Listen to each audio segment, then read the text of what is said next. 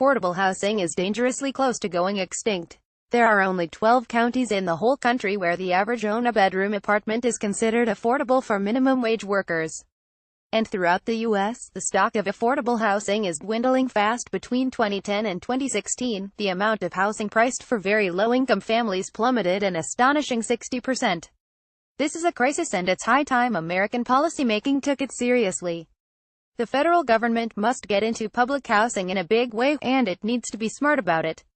The major cause of the crisis is that the collapse of job creation outside of major cities has sent demand for housing there sky high.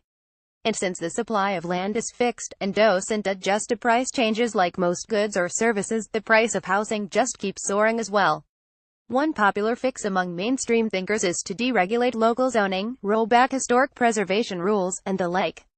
The idea is that these ordinances hold back construction, constricting supply. Cut the red tape, and let the market work its magic in and of itself. This certainly wouldn't be a bad change to make. But it's unlikely the market alone is up to fixing this problem. Take San Francisco. Just to stabilize its insane prices, the city would have to increase its housing stock by 1.5% every year. But between 1967 and 2014, the city only got above 0.5% 17 times.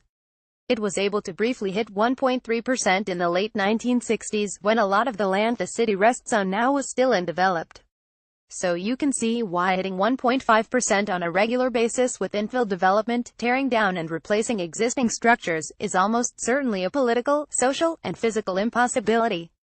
Now, San Francisco is arguably the country's worst-case version of this problem. Other cities like Chicago or Washington, D.C., did at least temporarily stabilize prices with construction booms. But that's just stabilizing, as opposed to bringing those prices down, which is what really needs to happen. This gets to another problem for obvious reasons. Private developers find it most profitable to serve the housing demands of the rich.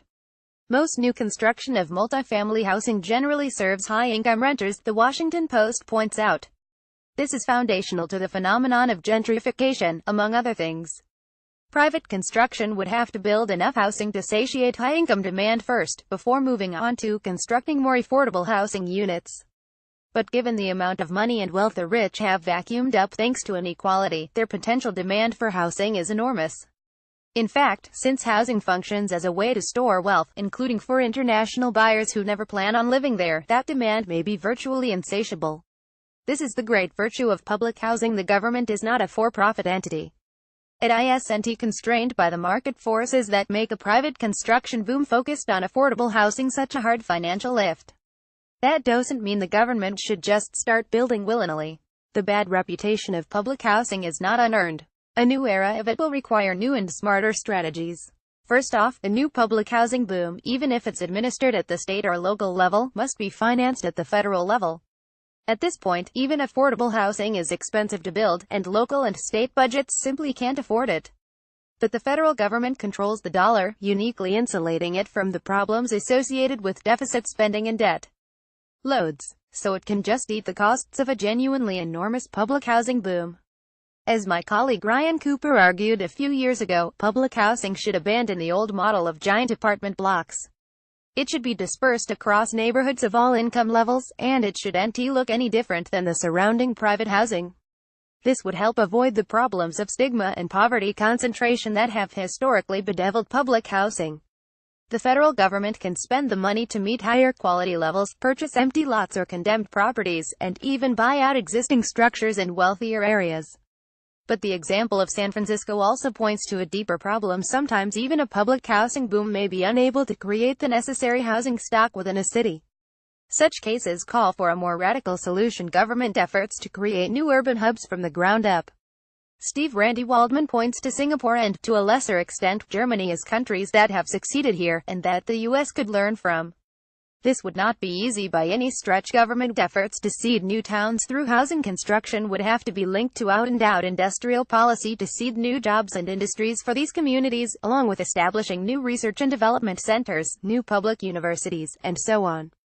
These new city hubs would also need to be near existing economic hubs like San Francisco, D.C., and New York City, and connected to them by big new public transit projects.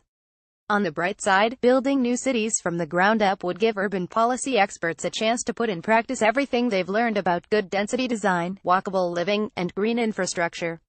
This last idea would obviously be a radical reinvention of existing American policy. But people seem to be responding to today's political division and economic stagnation with a new hunger for big and bold proposals. This certainly fits the bill.